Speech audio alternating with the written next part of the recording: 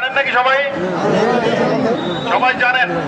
আপনারা জানেন যে আগুন লাগলে সেখানে কিন্তু একটা ঝুঁকি থাকে, লোকজন আহত নিহত হওয়ার ঝুঁকি থাকে, প্রতিষ্ঠানও ক্ষতি হওয়ার ঝুঁকি থাকে, তাই না?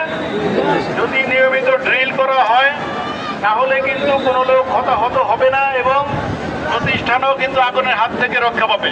ঠিক আছে, এটা হচ্ছে মূল উদ্দেশ্য। প্রথমে আমি ধন্যবাদ জানাচ্ছি আদা অ্যাপারেল লিমিটেডের কর্তৃপক্ষকে ফায়ার ড্রিল আয়োজন করার জন্য।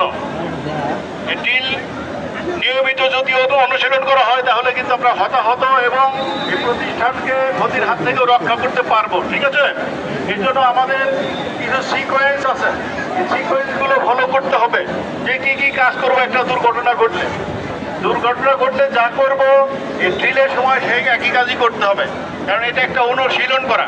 ঠিক আছে, একটা অনুশীলন করা।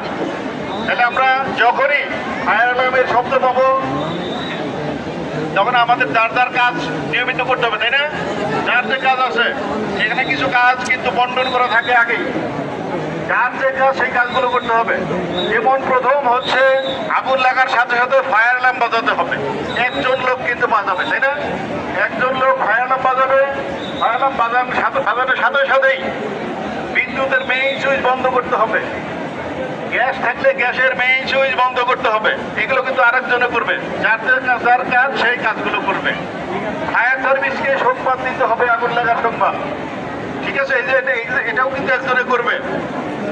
আর এখানে পিএ সিস্টেম আছে, আপনাদের সাউন্ড সিস্টেম আছে। এই সাউন্ড সিস্টেমে কিন্তু পুরো খবরের ভিতরেই আছে। এই সাউন্ড সিস্টেমের